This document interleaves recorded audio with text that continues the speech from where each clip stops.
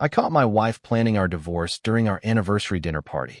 Before we begin the story, make sure to subscribe to our channel and never miss more incredible stories every day. While my wife was downstairs toasting to our 5th anniversary, I was staring at the email confirming she was going to ruin me. I stood in our dimly lit home office. The hum of the central AC vibrated through the floorboards. Downstairs, 40 guests clinked crystal glasses. I held Chloe's silver MacBook. The screen cast a harsh blue light across my knuckles.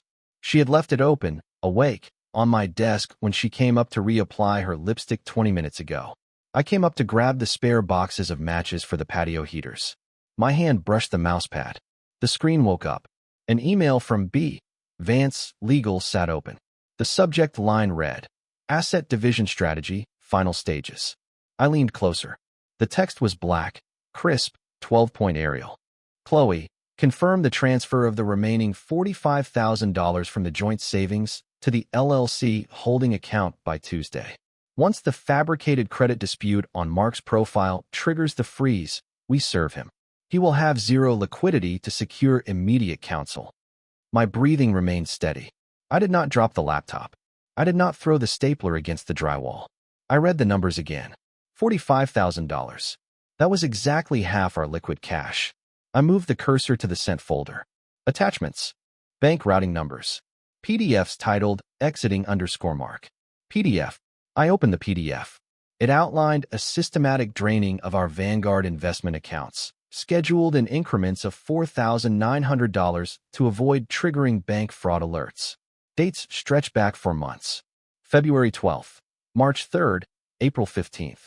I heard footsteps on the stairs. Greg, her best friend, and our supposed financial advisor, shouted my name. Mark, we need the lighter fluid, man. The stakes are waiting. I closed the laptop lid. The screen snapped black. The latch clicked shut. I picked up the 2 boxes of matches. The cardboard felt rough against my palms. I checked my reflection in the dark glass of the office window. My face was completely blank. No red eyes. No twitching jaw. Just a calm, flat expression. I turned toward the heavy oak door, gripped the brass handle, and pushed it open. I walked down the carpeted hallway, the matches rattling slightly in my left hand. I stepped onto the landing and saw her smiling up at me from the foyer. I descended the wooden staircase, my hand sliding along the oak banister. The temperature in the foyer was easily 10 degrees warmer than the upstairs hallway, heavy with the scent of roasted garlic and expensive perfume. Chloe stood at the base of the stairs, holding a flute of champagne. She wore a dark green silk dress. Her teeth gleamed in the ambient light of the chandelier. There you are, she said, her voice a precise, melodic pitch. Greg is panicking about the grill. Got the matches right here, I replied. My voice did not shake. I handed her one of the boxes. Our fingers brushed. Her skin was warm. I walked past her, into the crowded living room. I moved through the throngs of our friends, nodding, clapping shoulders. The physical sensation of the matches in my pocket grounded me. I approached the wet bar. Greg leaned against the marble counter, swirling a glass of scotch. He wore a tailored navy blazer. Finally, Greg said, tapping his watch. I was about to send out a search party, man. Just digging through the supply closet, I said. I picked up a pair of stainless steel tongs and a bottle of lighter fluid from the counter. I looked directly at Greg. He was her financial advisor. He managed our portfolio, the Vanguard accounts, the $4,900 withdrawals. He had authorized every single one of them. You look tense, Greg, I said, pouring a measure of bourbon into a clean glass. Everything good with the market? Greg laughed, a short, breathy sound. Market is solid, Mark. Your portfolio is ironclad. Trust me. I handed him the bourbon. The glass clinked against his ring. I watched the amber liquid slosh against the rim. I always trust you, Greg, I said. I turned back to the patio doors. Outside, the night air hit my face. I walked to the stainless steel grill, struck a match, and dropped it onto the charcoal. The flames shot upward, instantly illuminating the backyard. The heat washed over my forearms. I watched the orange embers crackle and turn gray at the edges. The smell of sulfur and burning would mask the scent of her perfume. Chloe walked out, laughing loudly at something another guest said, her eyes tracking my movements. The front door clicked shut at 8:15 a.m. Chloe's car engine started in the driveway, followed by the crunch of tires on gravel as she left for her yoga class. I stood in the kitchen holding a mug of black coffee. The house was entirely silent, smelling faintly of stale wine from the night before. I set the mug down on the granite island. The ceramic made a dull thud. I walked directly upstairs to the office. I sat in my leather chair and opened my own desktop computer. I did not turn on the overhead lights. I logged into our primary Chase Bank joint checking account. The screen loaded. Available balance, $4,210.50. 3 days ago, that number was $49,210.50. I clicked on the transaction history. A line item from yesterday at 2:14 p.m. read, ACH transfer, C. Bancroft LLC, $45,000. 00. I opened a second tab. I logged into my Vanguard dashboard. I clicked the drop-down menu for the mutual fund. The graph showed a steep, staggered decline. The transaction log confirmed the PDF I saw yesterday. Withdrawals of $4,900 on the 12th of every month. Routed to an external account ending in 8802. I pulled a yellow legal pad from the right-hand drawer. I picked up a black ballpoint pen. I wrote down the numbers. $45,000. $19,600 total from Vanguard. I logged into the joint credit card portal. The balance was $0. 00, but a pending authorization sat at the top of the ledger. Retainer, Vance and Associates, $10,000. 00. She used our joint funds to pay the divorce lawyer who was orchestrating my financial ruin. I pressed the tip of the pen into the paper until it tore the top sheet. I picked up my phone and opened my contact list. I scrolled down to Sarah. She was my sister, but more importantly, she was a corporate litigator who dealt exclusively with contract disputes and asset recovery. I pressed the call button and held the phone to my ear. It rang twice. Mark, it's 8 in the morning, Sarah said, her voice raspy. I need you to come to the house immediately with a hard drive. Sarah arrived 35 minutes later.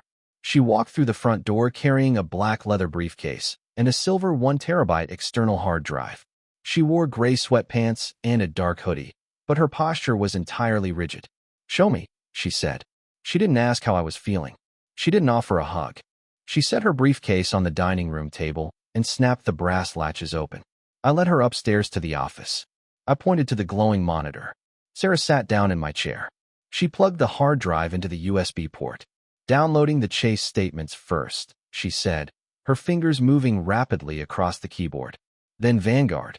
The printer in the corner whirred to life, spitting out page after page of transaction logs. The smell of hot ink filled the small room. I stood behind her, watching the screen. Look at the IP logs on the Vanguard access. Sarah pointed at the screen. The access history showed 2 IP addresses. One was our home network.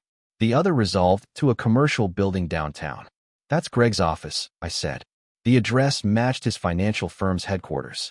He's making the transfers. Sarah nodded, her eyes fixed on the data. She dragged a folder of PDFs onto her external drive. Greg is a licensed fiduciary. Assisting in the concealment of marital assets is a breach of his license. We can use this. I stacked the printed papers on the desk. They felt heavy, a physical manifestation of a 4-month lie. We need to set up a shadow defense, Sarah said, unplugging the drive. You do not confront her. You do not change your passwords. You do not move your own direct deposits yet. If she sees a change in your behavior, she accelerates the timeline. I picked up the stack of papers and slid them into a manila envelope. What is my first move? I asked, sealing the brass clasp. I watched the printer spit out the final page, the paper warm against my fingers. I handed it to Sarah, who folded it into a tight square. You are going to help her steal from you to see exactly where she puts it. The manila envelope sat locked in the trunk of my car. On Tuesday, I drove to a FedEx print center across town. The fluorescent lights buzzed overhead. I rented a computer station in the back corner, away from the windows. I pulled out a flash drive Sarah had formatted for me. It contained a clean, untraceable operating system. I booted the terminal and accessed the hidden server Sarah set up. We needed to trace the external account ending in 8802. I logged into a public records database using a shell email. I cross-referenced the LLC name from the Chase transfer, C. Bancroft LLC. The state registry loaded instantly. The registration date was October 14th of the previous year. 8 months ago. She started planning this right after we returned from our vacation in Mexico. The registered agent wasn't Chloe. It was Gregory Thomas, her best friend. He used his secondary office address to file the paperwork. The filing fee was $300, paid by Greg's corporate card. I clicked through the associated documents. There was a commercial lease agreement attached to the LLC, a property on the north side of the city, a small, high-security storage facility.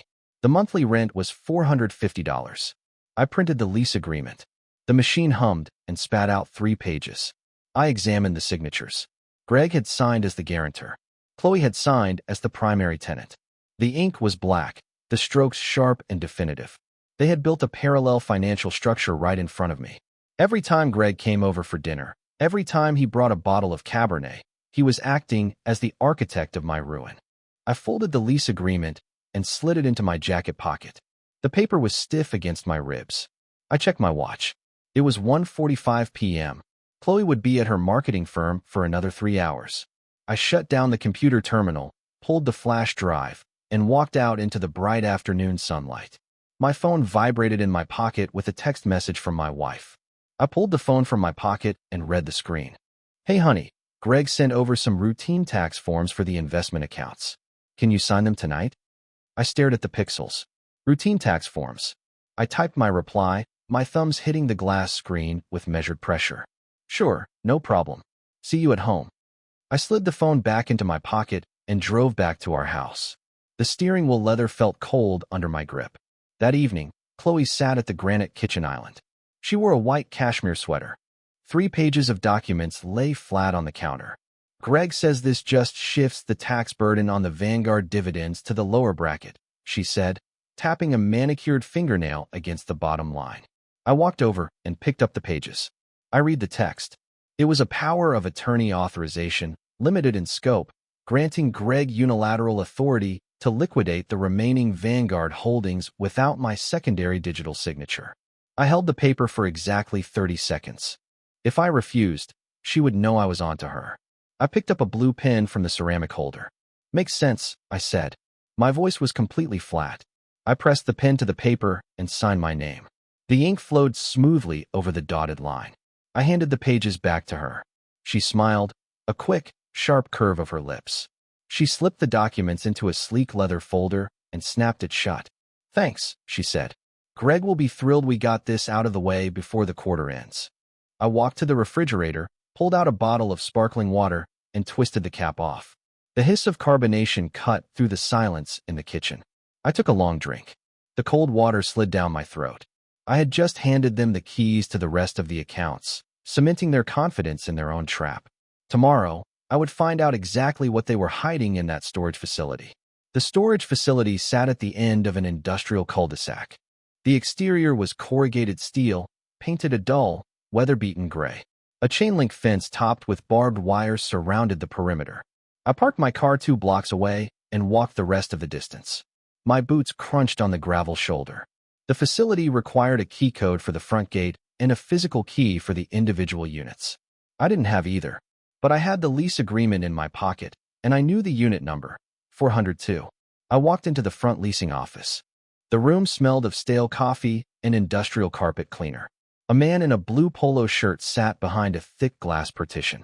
I slid the printed lease agreement under the gap in the glass, along with my driver's license and a copy of our marriage certificate I had pulled from our home safe that morning. "My wife rented this unit," I said, my tone authoritative and clipped. "I need emergency access. I lost my keys on a job site." The manager looked at the papers, typed something into his bulky computer terminal, and frowned. "She's the primary on the lease, sir. But you're legally married, and there's no exclusion order on file." He stood up, grabbed a ring of master keys from a pegboard, and walked out from behind the desk. We walked down a long, cold concrete hallway lined with bright orange steel doors. The fluorescent tubes overhead hummed loudly. He stopped at unit 402, inserted a silver key, and threw the heavy metal deadbolt. The door rolled upward with a harsh metallic screech. I stepped inside. The unit was small, 10 by 10. The concrete floor was swept completely clean.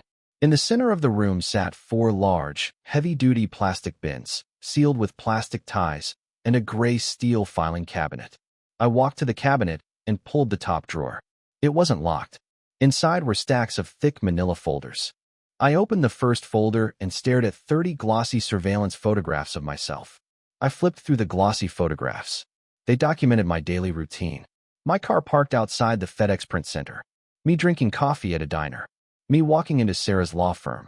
I set the photos on top of the filing cabinet and pulled out the next folder. The label read, Credit Liability, M. I opened it.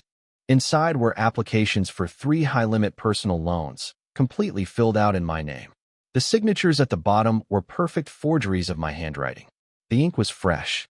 The loans totaled $120,000. She wasn't just draining our existing assets. She was manufacturing massive debt in my name to claim insolvency during the divorce settlement. The money from these loans had already been disbursed into the LLC account Greg managed. I pulled out a third folder, labeled Affidavits. It contained a drafted statement from a woman named Elena Vance. I read the typed text. It detailed a fictitious 6-month affair between me and Elena, claiming I had been funneling marital funds to pay for her apartment. The precision of the lie was mechanical. Chloe had hired an actor, fabricated a paper trail of fake bank transfers to this woman, and forged loan documents to completely bankrupt me. She wanted 100% of the house, the remaining assets, and my future wages garnished for debt. I pulled my phone from my pocket and photographed every single page. The camera shutter clicked repeatedly, echoing in the concrete room. I made sure the lighting clearly illuminated the forged signatures and the notary stamps Greg had illegally provided. I placed the folders exactly as I found them. I closed the heavy steel drawer. The metal scraped against metal. I walked out of the unit, thanked the manager, and waited for him to roll the orange door back down. I walked back to my car, the gravel crunching under my boots. The heat of the afternoon sun beat down on my shoulders. I dialed Sarah's private number and waited for her to pick up the line. She forged loan applications and hired a fake mistress. I set into the phone, staring through the windshield at the corrugated steel building. Greg notarized the forgeries. Sarah was silent for 3 seconds. Send me the photos immediately, she commanded. We are accelerating the timeline. I uploaded the images to the secure server from my phone. I started the engine and drove toward downtown. The plan was no longer about simple asset division. It was about criminal fraud. I arrived at Sarah's office building, an angular structure of glass and steel. I took the elevator to the 14th floor. Sarah was already printing the photos I sent. The loans are federally backed, Sarah said, pointing a silver pen at the printed forgeries. That makes this wire fraud and bank fraud. Greg's notary stamp on these documents is his professional death warrant. I sat in the leather chair opposite her desk. The air conditioning in her office was freezing. How do we lock down the perimeter? I asked. First, we freeze your social security number, Sarah instructed, sliding a laptop toward me. Log into all 3 bureaus. Institute a hard fraud alert. That kills any pending loan disbursements. I typed my credentials, clicking the red freeze buttons on Experian, Equifax, and TransUnion. Next, the house, she said. The deed is in both your names, but she filed a quitclaim deed in that storage unit, forging your signature to transfer it to the LLC. Sarah handed me a legal document. This is a lease pendens. We file it against the property title today. It prevents any sale or transfer. I signed the document. My signature looked entirely different from the tight, forged loops in Chloe's files. We also move your personal inheritance from your grandfather, Sarah said. It's legally yours, but she will try to freeze it. Wire it to a trust account I opened this morning. I executed the wire transfer on my phone. The screen confirmed the movement of $85,000 to absolute safety. Sarah locked the lease pendens in her briefcase and looked directly into my eyes. I returned home at 6 p.m. The house was quiet, save for the low hum of the kitchen refrigerator. I walked upstairs to the home office. I needed to copy the local files from her MacBook to ensure we had the original metadata for the forged loan documents. The laptop sat closed on the mahogany desk. I opened it, plugged in a low-profile silver flash drive, and accessed her hidden file directory. The screen cast a pale, cold light onto the dark wood grain. I initiated the file transfer. A thin green progress bar appeared on the screen, copying. 45 seconds remaining. I heard the heavy front door open downstairs. The brass deadbolt clacked loudly. High heels clicked rapidly across the hardwood floor in the foyer. Mark, Chloe's voice drifted up the stairs. The progress bar read, 30 seconds. I did not move. I watched the green line inch forward. Up here, I called back, my voice completely steady, devoid of any tension. The wooden stairs creaked. She was walking up. 15 seconds. The files transferred block by block. 10 seconds. Her shadow fell across the carpeted landing outside the open office door. 5 seconds. I gripped the small plastic edge of the flash drive. The bar vanished. Transfer complete. I yanked the drive from the USB port, slipped it deep into my front pocket, and snapped the laptop lid shut just as she stepped into the doorway. She wore a tailored beige suit. Her eyes darted instantly from my face to the closed silver laptop. "What are you doing on my computer?" she asked, her tone sharp, completely stripped of its usual melodic warmth. "Checking the Wi-Fi router settings," I lied, leaning back in the leather chair. Netflix was buffering in the living room. Your laptop was closest. I pulled my phone out and pretended to check a network diagnostic app. I held her gaze perfectly. I did not blink. The plastic flash drive pressed hard against my thigh. She stared at me for a long moment, calculating. The silence stretched between us, thick and heavy in the small room. She slowly relaxed her shoulders and forced a bright, artificial smile onto her face. "The Wi-Fi seems fine now," Chloe said, stepping into the room and placing her heavy leather handbag on the desk. She ran a manicured hand across the smooth metal of her laptop. "I have a lot of client emails to catch up on tonight." I stood up, adjusting my leather belt, ensuring the flash drive remained deeply concealed in the fabric of my pocket. "Take your time," I said, walking past her toward the doorway. I stopped at the threshold and turned back. I needed to give her the absolute window she was waiting for to execute the final phase of her plan. "I'm actually heading out of town this weekend," I said casually. "The firm needs me to oversee the new site inspection in Chicago. I leave Friday morning, back late Sunday." Chloe paused. Her hand stopped moving across the laptop lid. She turned her head slightly. I watched the calculation happen rapidly behind her eyes. A full weekend alone in the house. Enough time to officially serve the divorce papers, finalize the fraudulent bank transfers, and change the exterior locks. "Oh," she said, her voice dripping with manufactured sympathy. "That's a shame. I was hoping we could go out for a nice dinner on Saturday." "Duty calls," I replied flatly. "I'll pack my bags on Thursday night." I walked downstairs to the kitchen. I poured a glass of ice water from the fridge dispenser. The ice cubes cracked loudly in the silence. I pulled out my phone and texted Sarah. "Bait taken. She moves on Friday." Sarah replied immediately with a single word, "Understood." Over the next 3 days, I methodically packed my leather duffel bag. I watched Chloe make hushed phone calls from the back patio. I saw her pack a small overnight bag and hide it in the trunk of her car. On Friday morning, I put on my suit, picked up my heavy duffel bag, and kissed her cheek. Her skin felt completely cold. "Have a good trip," she said, practically pushing me toward the front door. I drove my car exactly 3 blocks away and parked out of sight. I sat in my parked car for exactly 45 minutes. The engine was off, the cabin warming in the morning sun. At 9:15 a.m., Sarah's black sedan pulled up alongside my vehicle. I grabbed my leather briefcase, stepped out of my car, and got into her passenger seat. We drove slowly back to my house. A white delivery van was parked squarely in the driveway. A man wearing a windbreaker and holding a thick manila envelope stood on the front porch. The process server. Chloe had authorized the delivery of the divorce papers the absolute moment she thought I was in the air. Sarah parked on the street. We walked up the concrete driveway. The server turned, holding out the envelope. "Mark Bancroft?" he asked. "That's me," I said, taking the envelope from his hand. I didn't open it. I held it tightly in my left hand. I used my house key to unlock the front door. The heavy brass lock disengaged with a solid, metallic click. I pushed the heavy door open. Chloe and Greg stood in the middle of the foyer. Greg held a metal clipboard.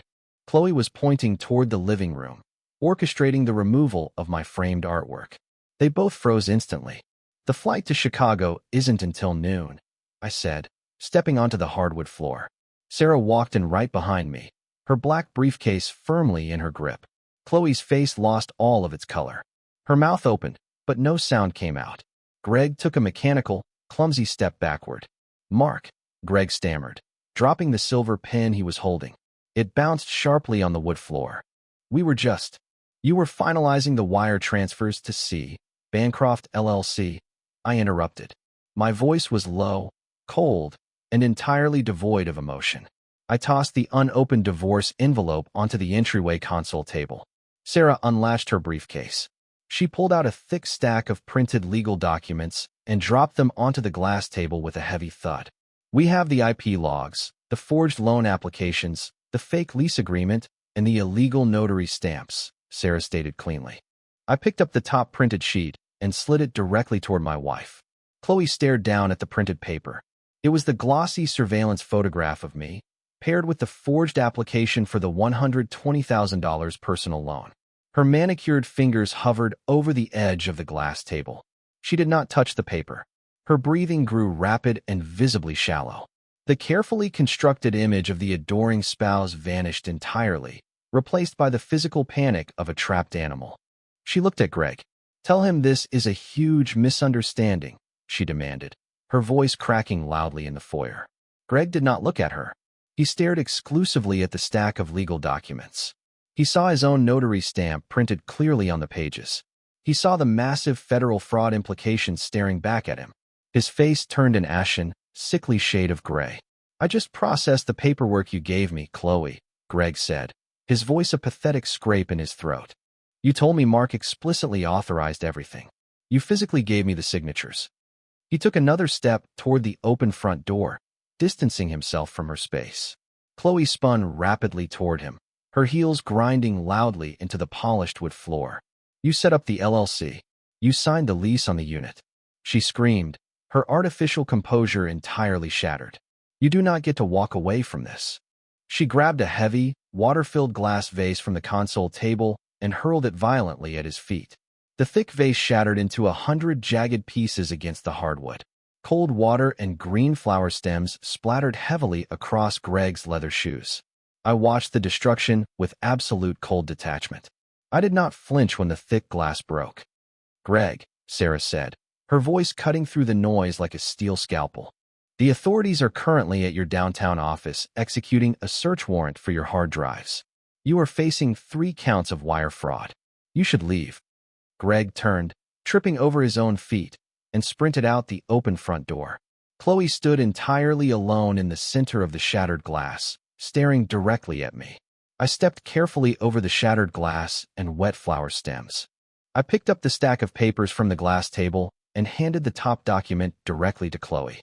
"These are the civil countersuit filings and the emergency eviction order," I said, my tone remaining entirely flat. "The lease pendens is legally filed on this house. The Vanguard funds have been frozen by the fraud department. The LLC accounts are seized. You have exactly 30 minutes to pack a bag and vacate the premises." Chloe dropped the paper. It fluttered down to the wet floor. "You can't do this," she whispered, her hands shaking uncontrollably. "This is my house. I live here." Sarah stepped forward, holding her phone out. "The judge signed the emergency protective order at 8 a.m., based on the forged loan applications," Sarah stated. "If you are not physically off the property in 28 minutes, I am calling the sheriff's deputies waiting at the end of the block." Chloe stared at me, frantically searching for any trace of the man she had manipulated for 5 years. She found absolutely nothing, just a blank, unyielding stare. She turned and walked rigidly up the wooden stairs. I stood in the foyer and listened to the sound of heavy drawers slamming in the master bedroom.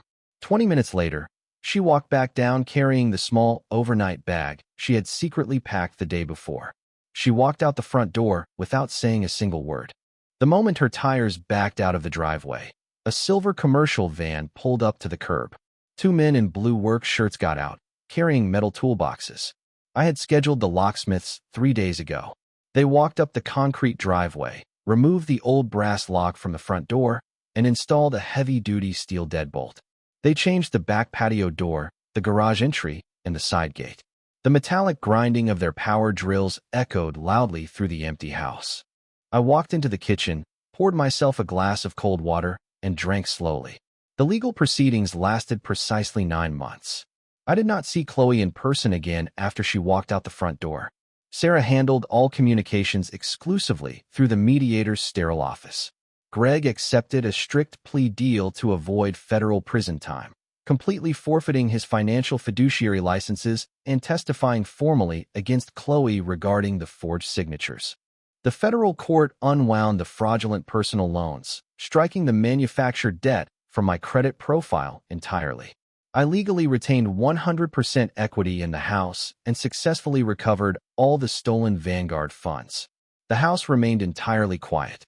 I hired a construction crew to replace the hardwood flooring in the foyer where the water from the vase had seeped deeply into the wood grain.